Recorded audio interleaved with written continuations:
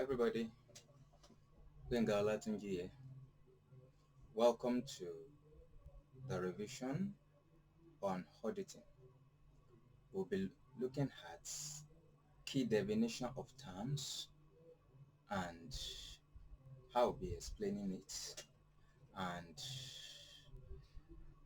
it's going to be in the form of revision, and we'll be looking at audit program, what audit report is,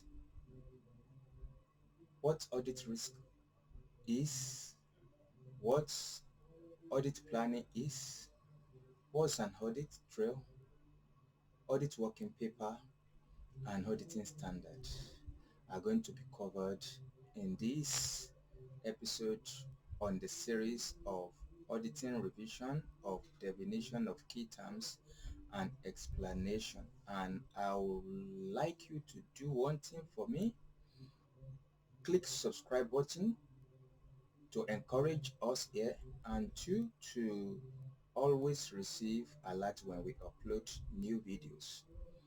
Okay, then when you click all notifications so that you can be alerted anytime we do.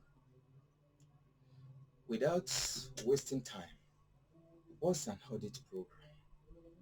If you remember the first episode, we dealt with APM, Audit Planning Memorandum. If you need to check it up, please go and check it up. We had dealt with audit evidence. We had summarized what audit expectation gap is. We had summarized what and joint audit and some more that I may not be able to pinpoint right away now. So you can check them up.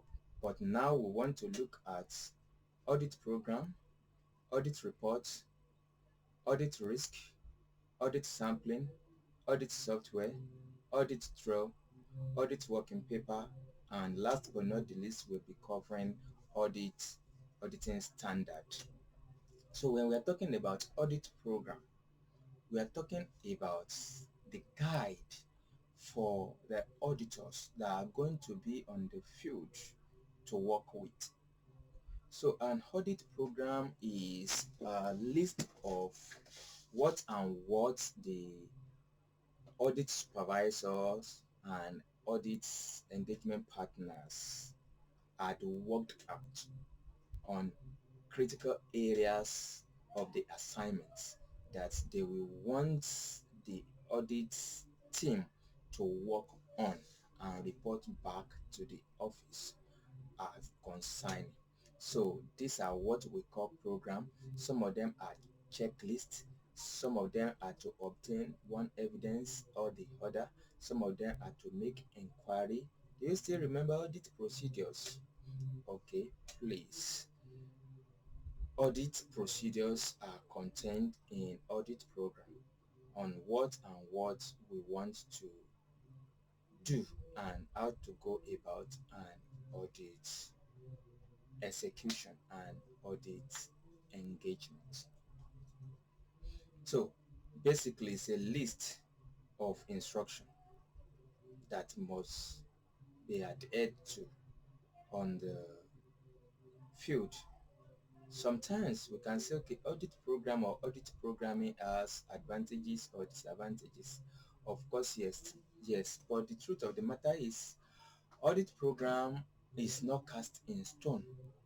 Don't forget, it's a guide, because one of the disadvantages which may come in the exams is, okay, what are the disadvantages? And you say it's stifled the initiative out of audit trainees or people on the field, because it's already giving them what to do and what not to do.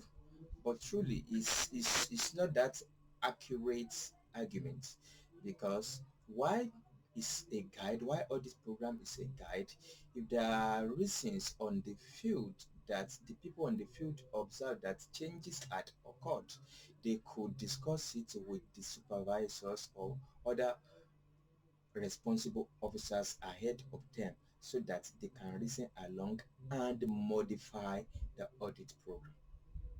Okay, so that is about audit program. Let's move on to audit report. audit reports.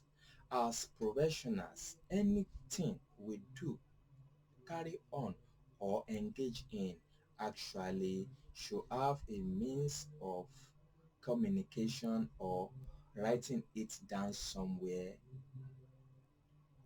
for posterity. So therefore, audit is not an exemption to the rule of professionalism. In fact, core audits wants us to report back. We should report back on every engagement, and this is what we call audit report. So it's the end product and the final product of an audit assignment, and the auditor issues to the member of the client's office or users of information expressing our opinion about the truth and fairness of the audits that we've carried out of the financial statement. So that is audit report. Let me quickly write it, audit reports, as we continue. So audit reports simply is to communicate what we've done to the people that engaged us, to the organization that engaged us, and to let them know whether the financial statement actually presented to us is fair in presentation and is true. That is basically what an audit report should communicate, among many other things. Don't forget that the first episode we dealt with, we talked about an emphasis of matter as a paragraph inside an audit report. So if there is need to have an emphasis of paragraph in our reports, please, as auditors, go ahead and put an emphasis page on your report.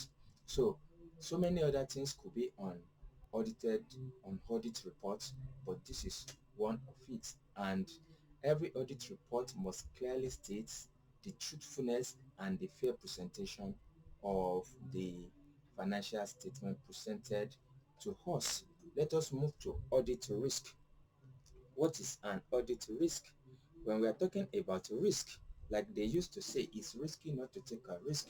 So audit has risks in it, and audit risk could be detection risk, audit risk could be control risk, audit risk, inherent risk.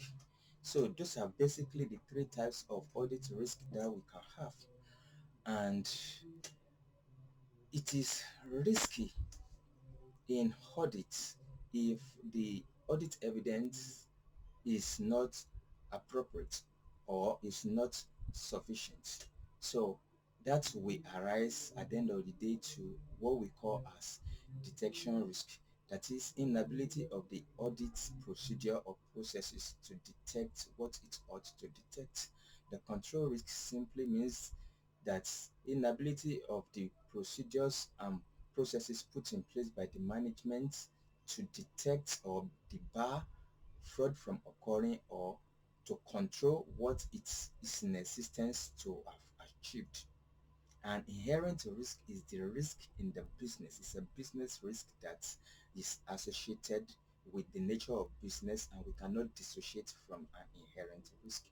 So these are types of audit risk, and auditor must prepare themselves to be able to address all these risks and to ensure that they do not have greater impact on the truthfulness, fair presentation, and on the audit opinion that we are going to express, so that we will not express wrongly. Because if audit risk is in existence, to the extent to which audit risk is in existence is to that same extent that wrong opinion could be made.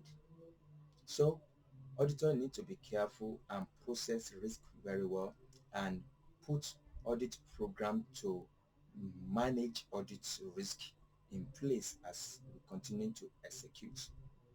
So therefore, what we are saying in essence is that audit risk is the risk that the auditor expresses an inappropriate audit opinion when the financial statements are materially misstated. So we need to be careful and guide ourselves by using our audit program to ensure that risks are detected and we are able to actually communicate uh, we are able to communicate adequately on the risk observed and how to mitigate it and guide our opinion as well. So let us talk about audit sampling. Audit sampling. In audit, basically, we sample a lot. Why do we sample? Let's take it from what is a sample. Basically, a sample is a part of a whole. So, a sample is taken from the population. I want to believe we still remember a statistic this. Yes, a statistic is the mathematics conducted on the whole population of the samples that represent the population. So samples are taken from the population, and when we sample the result we get, and when we test it, we say we are carrying out statistics. So an audit is not an exception to sampling too, because of the volume of work that the client has carried out during the year under review. So as auditor, for us not to waste too much time, for time not to be consumed for monetary consideration on the part of the client and ourselves, and so many other resources that must be put into audit execution, sampling majority of the time is inevitable. But when we sample too, we must be very careful to ensure that our sample represent the population. And that leads us to different types of sampling. Like we have stratified sampling, we have haphazard sampling, we have a lot of other samplings that I may not be able to pinpoint right now. This is to ensure that we use the right sampling technique so that we will not be misguided by the information that we will arrive at after the whole audit sampling has been processed. Because on the sample of work done, audit tests are going to be conducted, and the resultant effects of the tests carried out on the sample taken from business process of our clients, we are going to form an opinion, expression of opinion, whether the whole transaction, whether the whole financial statement is true, fairly presented or not. So we see why we conduct audit sampling now, and why we must ensure that we use the right type of sampling technique so that we will not go into error by the time we are expressing our audit opinion. Audit software. Software is all over in every sector of the economy. Now, when we are talking about audit software, we are talking about those programs that are audit specific, that helps in achieving our audit work. So audit software is a program that is helping the auditors to achieve or execute audit work. Basically, they are used on substantive testing procedure of audit. So audit softwares are programs used in carrying out our audit work. So what's an audit trail? The next one we are moving on is audit trail.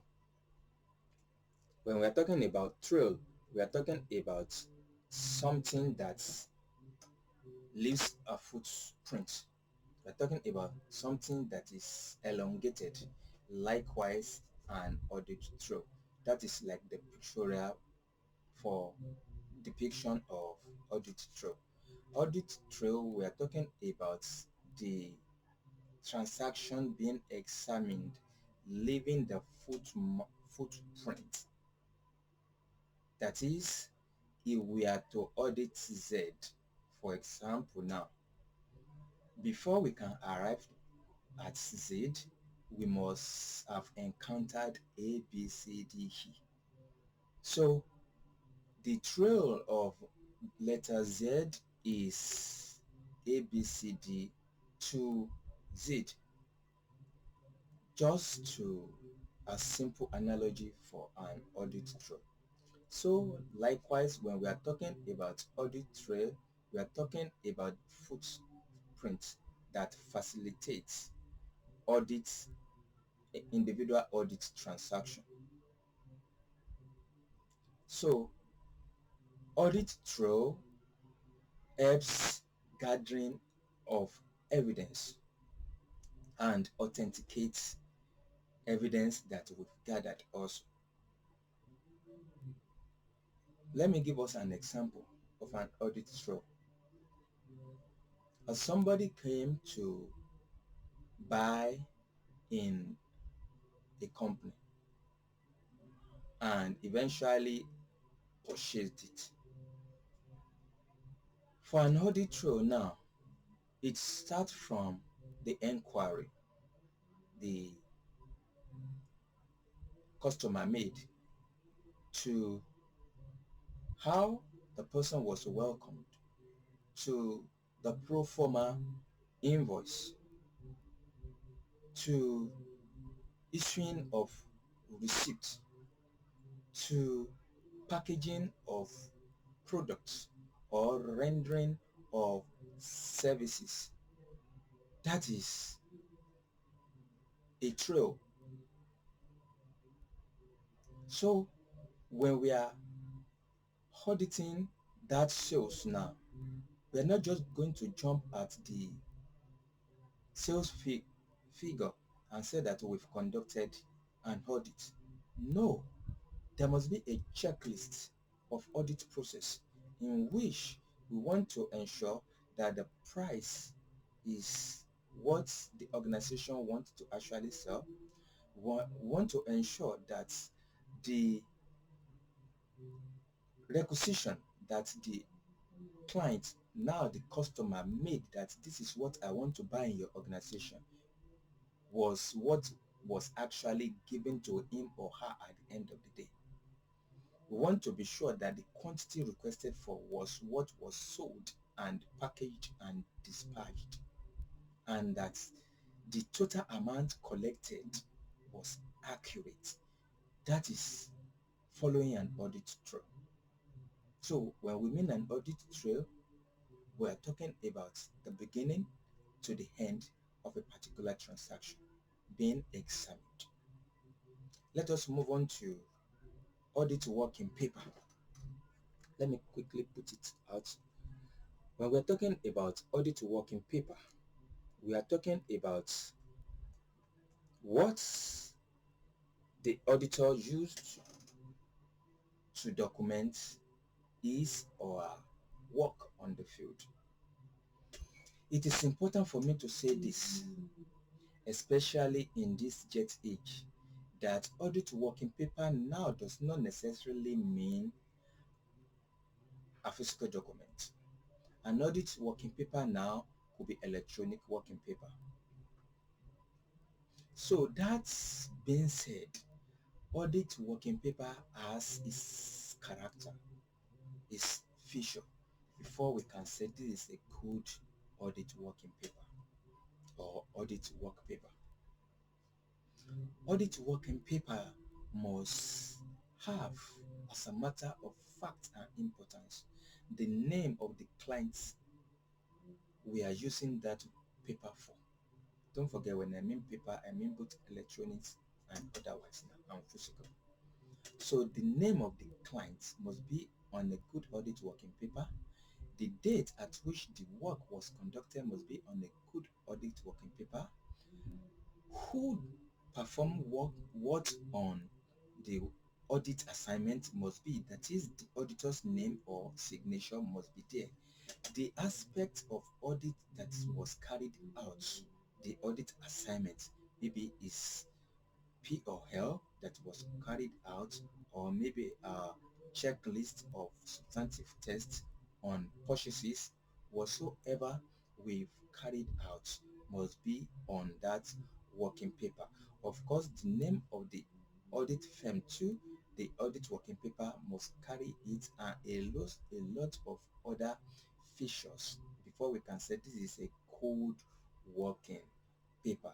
And at the end of the day, a good working paper, one of the quality of a good working paper is equally that it must be signed and attested to by the person that had worked on it. So audit working paper comprises of documents, like I said, records and information, be it electronic or be it on the paper form. So auditor must have come across all this information in the course of his work, and all this working paper and information gathered is to one hand to ensure reasonable basis for the expression of our opinion on the financial statement. So that is working paper. And auditing standard. Auditing standard. When we are talking about auditing standard, we are talking about a whole lot of framework that guides the audit profession or audit industry. So auditing standards are localized and also international, like international auditing standard. And under international auditing standard by the International Auditing Standard Board has a lot of other standards under it. So it's a framework that guides internationally as auditor. Likewise, also we have local guides on how audits should be executed. And now we'll say it's a local auditing standard. So countries now that have not joined in auditing international auditing standard or international audit environments, we adhere to the local standard of auditing. Meanwhile, those that have joined, we adhere strictly to international auditing standard. And you know what? Under the framework of international auditing standard, when the local standard of auditing conflicts with the international auditing standard, the localized auditing standard primarily and first of all prevails. That means that as a standard and as a rule internationally, it is expected that if there is a conflict between the local auditing law and standard and the international standard on auditing, the local prevails. But now it does not end there. It is the responsibility of the local authority in the industry of auditing to liaise with those other international bodies to give reasons, especially if the local country is a member of the international body on auditing, to ensure that they let the international body know why do we have this difference, and to what extent are we going to ensure alliance with the international auditing standard as soon as possible. So they must try as much as possible where lacuna exists to bridge the gap. First of all, when it was observed, localized one should be complied with, but the local authority on auditing should ensure they quickly, as a matter of urgency, complies with that of the international environment. So that is auditing standard, and we have myriad of auditing standard that guides the profession. So this is Benga Olatunji FCA speaking from G. James Associate. I will quickly recap all we've learnt in this video for the purpose of summary. And also, we may need to go, which we are going to, the link we put it under the description, and also we'll be able to see it as the end note if you watch throughout to the end. Those ones that we've dealt with, to quickly revise on auditing and your guaranteed sources. We've dealt with audit program, in which we said that audit program is a list of instruction to the audit team to ensure that they are able to carry out the execution of audit assignment without overlooking important areas of the audit assignment. We've spoken about audit report, in which will let us realize that professionalism demands from us that we should document our work done, and we should report back to those that engage us. And using the vehicle and medium of audit reports, communicate back to the end user of our audited financial statements our opinion as to the truthfulness and fair presentation of the financial statement we had worked on. Audit risk had been discussed, in which will let us know that every audit has a risk, and business world is unique in itself, having risk. And we spoke about detection risk, we spoke about control risk, and we spoke about inherent risk. It is inherent in every business to have risk that could not be dissociated from it, and inherent risk cannot be run away from, we could only manage it.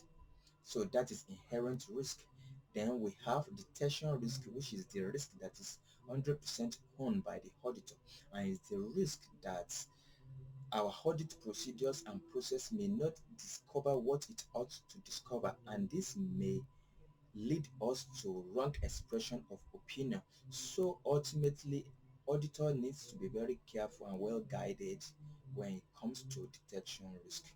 Then the control risk is the third part of the audit risk, and we said that the control risk actually belonged to the management of the organization, and ensuring there is an internal control in place.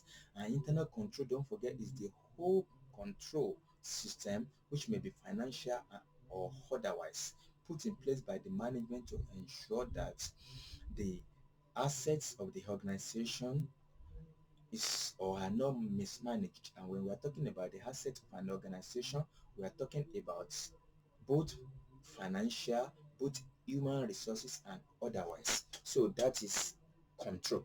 Also, we had looked at audit sampling, and we said that a sample usually is taken from the population to represent the whole population as a result of time constraint, as a result of resources that we need to put in to get work done on 100%. Majority of the time in audit world, we do carry out sampling, and majority of the time audit is on sampling.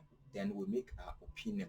So therefore, if a sample is representing the whole population, it is important that the sampling technique should be accurate and be the best that could represent the population.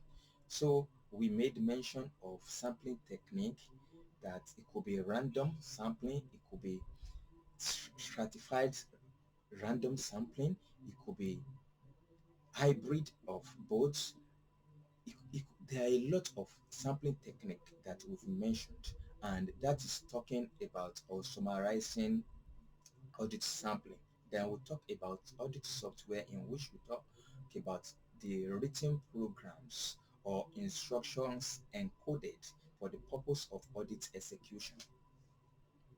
So we use audit software in audit industry, just like there are so many other software for different industry. We've spoken about audit trail, in which we said that every transaction must leave a trail. Alphabet Z leave a trail of ABC to hit. Likewise, if there's a sales, we are to audit a sales, the audit trail of a sales begins from when the person that want to buy, the customer, approach us and make an inquiry, to when pro forma invoice was given, to when receipt was given, to when the package we package the goods or render the service, and even to the extent of customer satisfaction survey conducted on it. So those are trail of a singular transaction. So that is an audit trail in picture.